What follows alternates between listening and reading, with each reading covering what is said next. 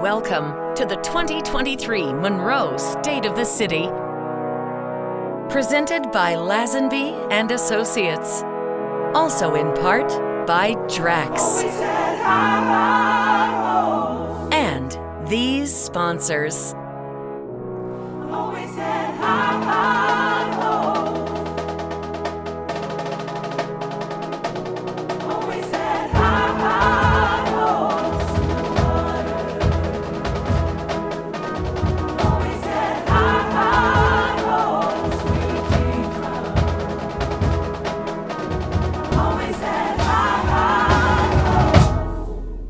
Rooted deep beneath the surface, where the soil is dark and where the earth is empty. From there, nothing became plenty. A seed was planted, a purpose was handed, a mission was given, life was granted, and life wasn't meant to be lived alone. This seed needed to be rooted, this seed needed a home. So as far as it grew up, it grew deep. And when the right time arose, it arose from underneath, and like a rose, it blossomed. Collectively, we can produce a golden era. No more pointing fingers, I'm talking to the man in the mirror. If there's no root, there's no fruit. There's no seed, there's no stem. There's no branch, there's no leaves, there's no limb. If there's no her, there's no him. And if there's no we, there's no them. All aboard, this train is moving. There's no time for snoozing. Together we aren't losing. One accord, no schisms or isms, no confusion. It's harvest time. It's time to reap. It's our year. It's time to leap. Many have come back home to get rooted and grounded. They've been all over the world, but they're Monroe founded. Cycles and seasons change from January to January and all in between. Just as oxygen and nutrients flow through capillaries, resilience, brilliance, and excellence are in our genes. So let it show, let it flow, let it grow, and let them know that we are Monroe. Sometimes there's growth spurts and sometimes there's growing pains. Sometimes there's sunny skies and sometimes there's copious amounts of rain. It all works together because they both catapult growth. And whether you grow last or first, we all have work. And whether you're young or old, we all have work to do. And if you're looking around asking where that work is you, I must ask myself, what can I do? What can I start? What can I stop? What should I hold on to? What's holding me down? What should I drop? It's time to conglomerate. We're digging deep and we're planting our stakes because we all are stakeholders. Let's answer a higher calling. A strong connection between us will keep even the weakest among us from falling. Last year it was happy days. This year I'm proclaiming happy years. The year before it was in the water, and we're still crying happy tears. Past achievements we saluted. Present accomplishments look around, we can't refute it. We have high hopes. Our future is calling, Monroe. It's time to get rooted. Welcome to the 2023 Monroe State of the City. I'm Mayor Friday Ellis, and it is an honor to stand before you once again. Whether you're joining us online or on the television, we're glad you're here. My team and I have been hard at work since the last State of the City, and I'm excited for you to hear what we've been working on. Less than 3 years ago, I stood on that stage, and I told you what my priorities for this office were. Today, we're all embarking on a new journey together, and I share high hopes today with you. High hopes for a city that is safe, high hopes for a city that is prospering, and high hopes for a city that provides the best service for all of its residents, one that helps create jobs where residents are more united, working together to solve problems by leveraging our different lived experiences. I have high hopes about the partnerships that I'll have with our council members and the citizens across our community to quickly begin addressing the issues you told me mattered most to you along the campaign trail. Reducing crime and flooding, creating a better quality of life, and jump-starting our economic development. I have high hopes that very soon you will begin seeing proof that we are honoring those commitments. In July of 2020, we hit the ground running. As a city, we've had to catch up from the past, govern the present, and grow for the future simultaneously. And though we've had a major setback due to the global pandemic and several natural disasters, our community and its people are resilient, and we've been able to turn our hope into tangible action. When we took office, we heard you loud and clear. Infrastructure projects were a top priority. More specifically, flood resiliency projects were much needed. We have an ambitious flood mitigation plan that will have generational impacts on our city, improving the quality of life for all. Calypso Street pump station that you see here behind us was erected in the 1940s, and you've heard folks saying maybe that it's on the wrong side of the levee. That's not our doing, and what we're going to do is reconstruct the entire facility on the dry side of the levee. We got a large area downtown. It's roughly 300 acres with governmental facilities, residential facilities, and of course the streets, and it's going to help move that rainwater out, get it into the pump station, and get it up over the levee into the river where it needs to go. So Young's Bayou Phase 1 and 2, it's a two-location effort to help the area, the city of Monroe, Midtown, Booker T. Washington, area over near the airport. Area over near the airport is actually already constructed. That's Young's Bayou Retention Area Phase 1, a little over 30 acres of surface acreage of retainage volume within that canal. Young's Bayou Phase 2 is moving along. We're working with federal entities to get that wrapped up and designed, get it out, and get that project underway. So that's going to be a little over 60 acres of extra storage volume.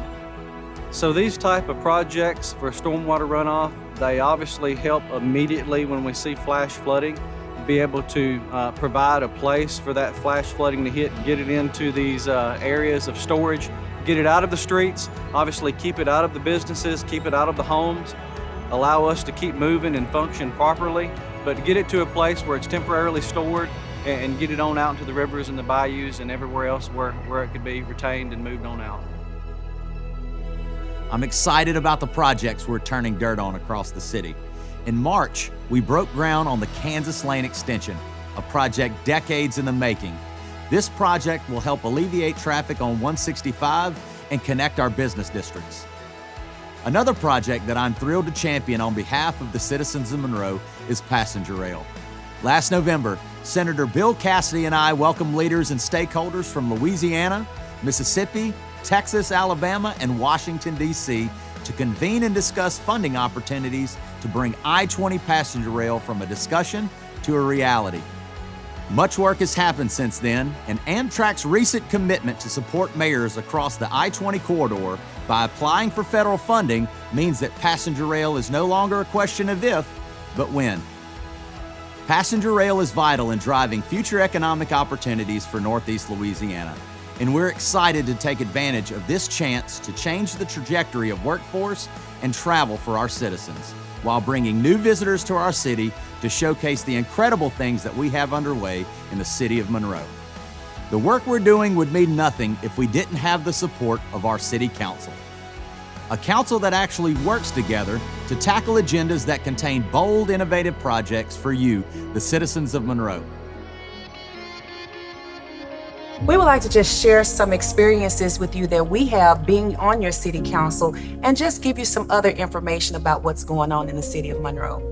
So in District 1, we have the water plant, and we're seeing that progress along. We're probably a year away from everything being completed there. We also have just a tremendous water system. Whenever we had freezes and things in the last year or so, we did not have bowl advisories, and that's because of the type of investment our employees are making inside this plant each and every day.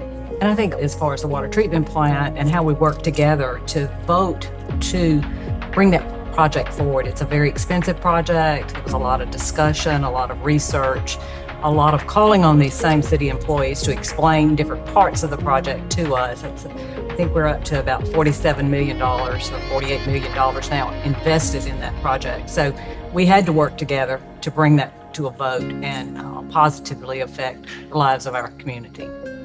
And I think that's what a lot of people do not see is the conversations that are, going on behind the scenes. We see a lot of people here, in the council chambers and things like that, but there's a lot of conversations that are going on outside of here with department heads, even some of the laborers, just to kind of see what's going on, listening to their concerns and their opinions about how to do certain things. So we're just 5 people, here that are trying to make things happen, but it takes us listening to everyone to make things happen. And I think that's what makes us successful.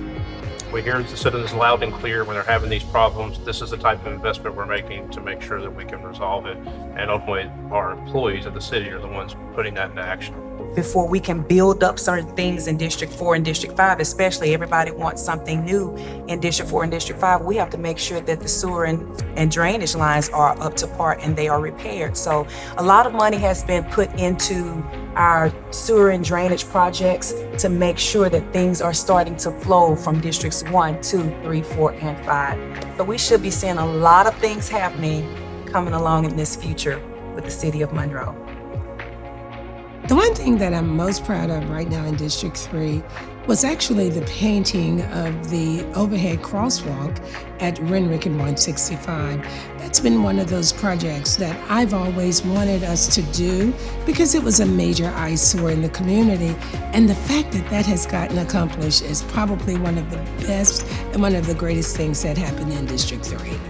Really and truly, this council and this administration is kind of doing an amazing job. We come together and we look at various projects that the city would like to undertake. And the fact that, we can agree in some instances and not be disagreeable in others, is really good. But the thing that's probably more amazing than anything is that once those decisions are made, the people that work for the city go out and make it happen. Since August of 2020, we have brought in over $50 million in grant funding for projects across the city. Our citizens will see these dollars translated in a number of ways, including housing improvements, public art, financial literacy workshops, and key quality of life projects such as lighting and sidewalks. Sidewalks are important because it provides safe access, whether that be pedestrian or sidewalk access, to our critical assets in our community, like grocery stores, schools, community centers, hospitals, and jobs. These sidewalk projects are important because they not only provide access, but they are also flood mitigation, beautification, and lighting projects as well. We have about 7.5 miles worth of sidewalk projects spread across probably 5 or 6 sidewalk projects that total around $12 million. Currently, all of our sidewalk projects are in South Monroe, with the exception of one, Desired Street. It is important because these neighborhoods have been historically disinvested in, and it's important that we spend our money equitably and more justly than in the past. And so it's time for us to invest in these neighborhoods to give the people and the residents that live there access to the most critical assets in our community. It's been an incredible partnership between Entergy and the City of Monroe. Our lighting program is really to ensure safety for our residents. We are trying to reduce our carbon footprint, so we're moving to LED lighting and working hand in hand with the city. We've changed out around 1,500 lights, either changed them to LED or replaced them since the 1st of January. So that's going to hopefully make the City of Monroe a safer area. One of the areas we remain focused on is crime reduction. Chief Vic Zordon and the men and women of the Monroe Police Department are working tirelessly to protect the streets of Monroe. And we're working hard to give our officers and first responders the support they need and deserve. The positive impact that our pay increase has had on us is morale. That's a big issue here at the Monroe Police Department and all police departments. So when you're making more money, people tend to be happier and you get a better product out in the street. We work hard. We have a very high clearance rate. The crimes that are committed, we hold ourselves accountable for getting those cases cleared in a manner that presents a nice prosecutable case for the district attorney's office. My people take pride in doing that. We have a high clearance rate, especially on our violent crimes, and we continue to strive to be better at that every day. The time that my officers put in on these cases is astounding. They do it with little complaining. This is a 24/7 job, 365 days a year.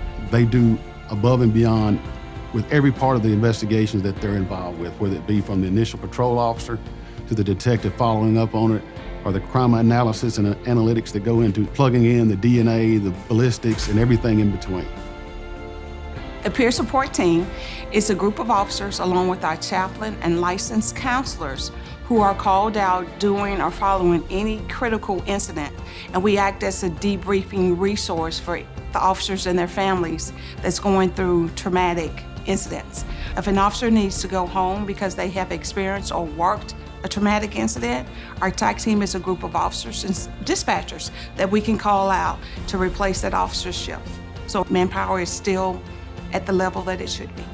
And those stressors that we see, if it's something that we need to outsource, that's where our counselors come in and they take over from there. Mental health is very important. So this is why this group was so important to start. It's about officer safety. When an officer is not stressed, they perform at their best level. So to promote their health, their well-being, their safety, give us a better department.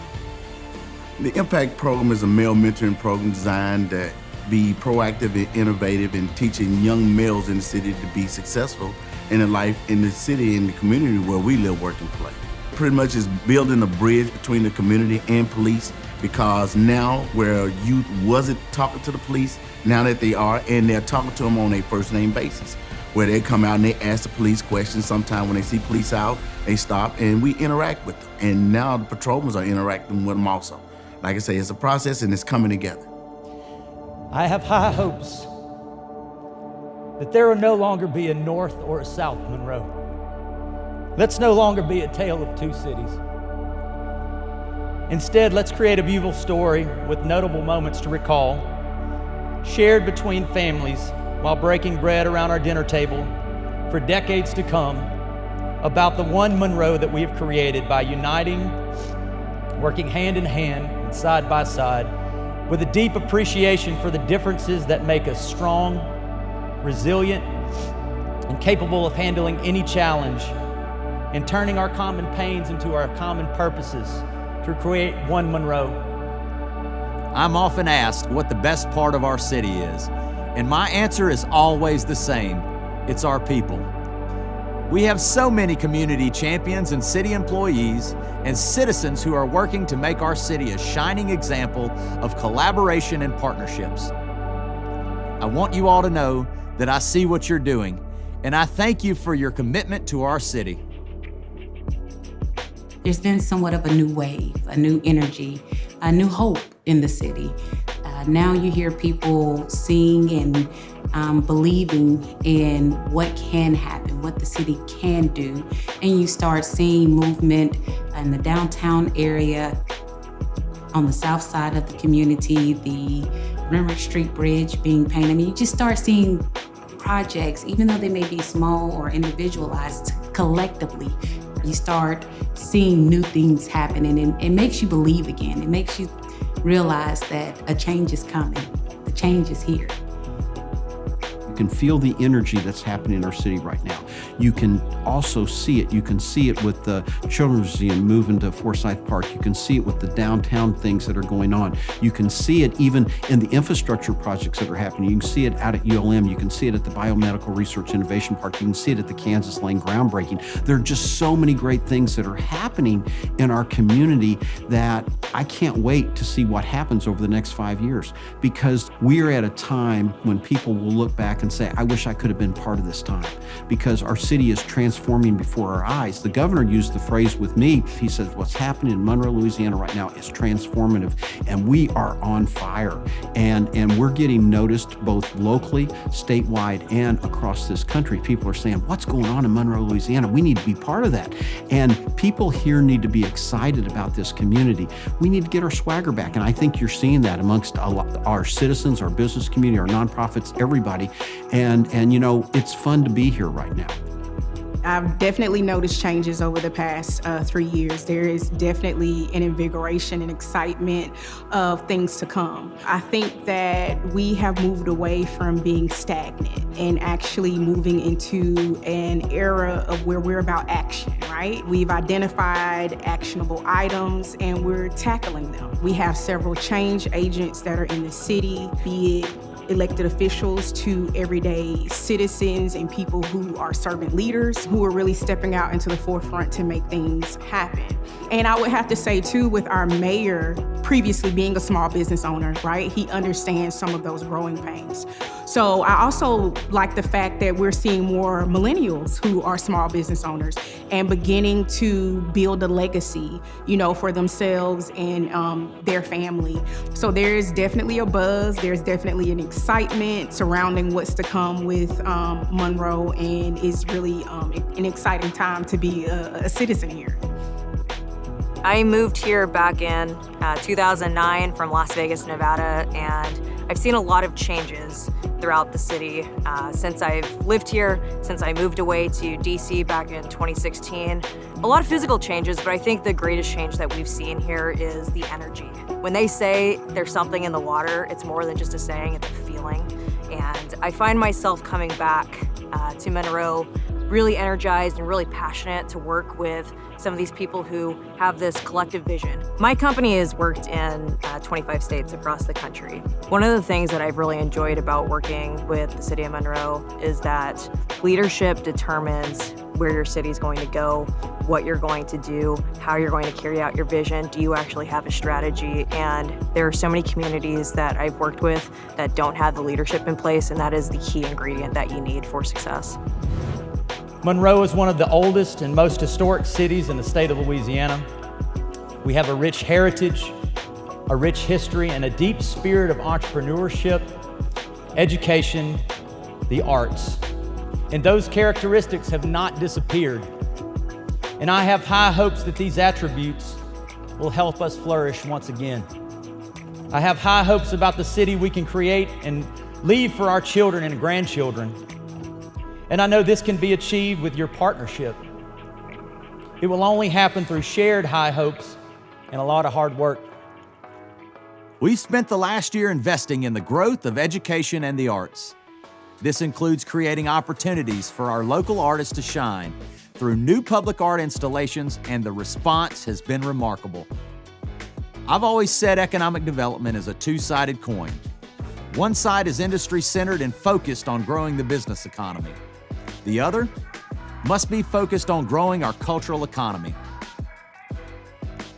It really destigmatizes that artists are going to be poor or broke or without a job, because if the city is funding it, more people will see like, oh, maybe I should get into art because, hey, they're getting compensated and even sponsored to put their beautiful work out there. It also keeps people in the city, that's for sure, because if they don't offer those opportunities to people like me, then we're more likely to move over to bigger cities, and this city would lose its value in culture if we didn't constantly support the arts.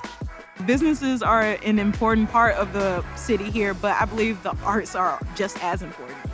We're not just all about fun, we're about educating children in our community, in our region, with some amazing hands-on experiences that support what's learned in school, that bring to life activities that they do and learn about in their classroom, and then give them the opportunity to share those ideas with their family and friends once they leave the school and leave the Children's Museum. We are super excited about the opportunity to double the current size of the Children's Museum and have a state-of-the-art, brand new Children's Museum built in Forsyth Park.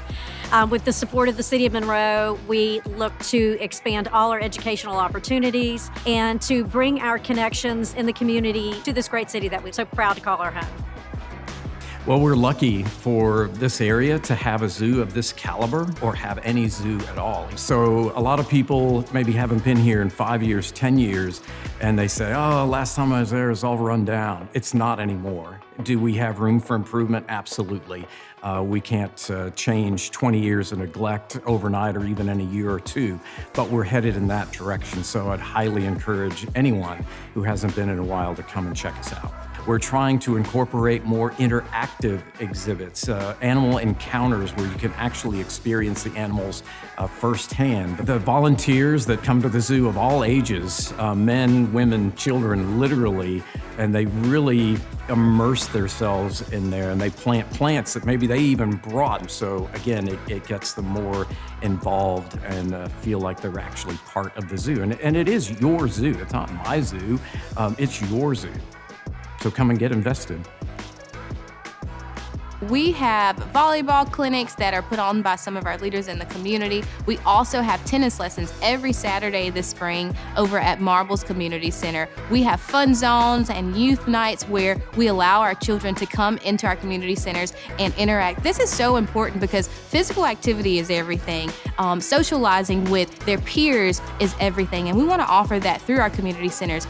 All of our community centers are safe places, and so we want our community centers to be a place where our children and our youth can come and express themselves so they're not out on the streets and doing things that they should not be doing. We want them to come into our community centers, be active, socialize, learn about the arts, learn about sewing and things of that nature so that they can truly be impacted positively by our staff and our community within our community centers. Well, community gardening is important for multiple reasons. One, it fights food deserts. A lot of times we have to travel miles just to get quality organic produce. When you're into community gardening, you can grow it at home, you can grow it close to your home, and you have a continuous access to that food.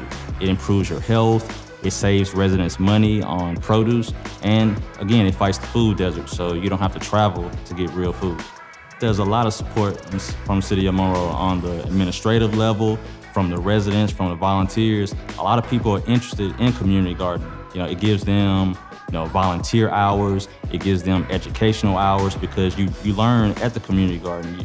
You can take knowledge back home with you and grow your own organic garden. So it continuously multiplies itself. And if we all grow something and trade with each other, we can eat for free. A lot of times we get overwhelmed, in our goals.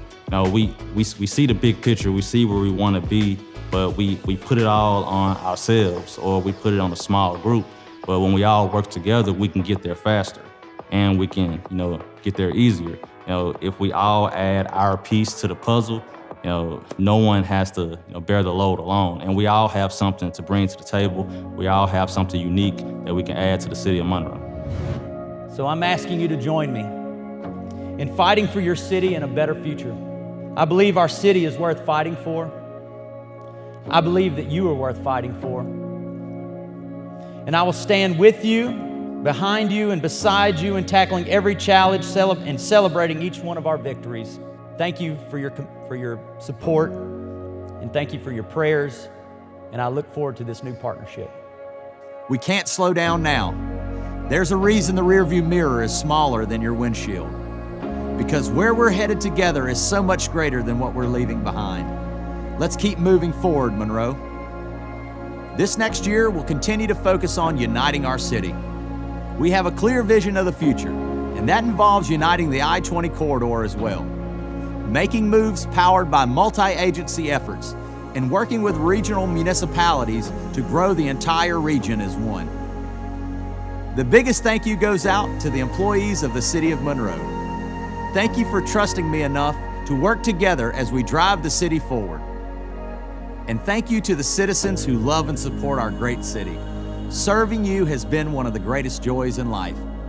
And finally, thank you to my family. This job requires a lot of hours and time away from home. To my beautiful wife, Ashley, you provide the foundational support needed to be successful. And I can't do this without you. And to my children, Friday the 3rd, Asher and Ari. I've said it before and I'll say it again. Everything I do in life, I do for you. Thank you for joining us for the 2023 State of the City. I can't wait to see the future we're building together for the City of Monroe.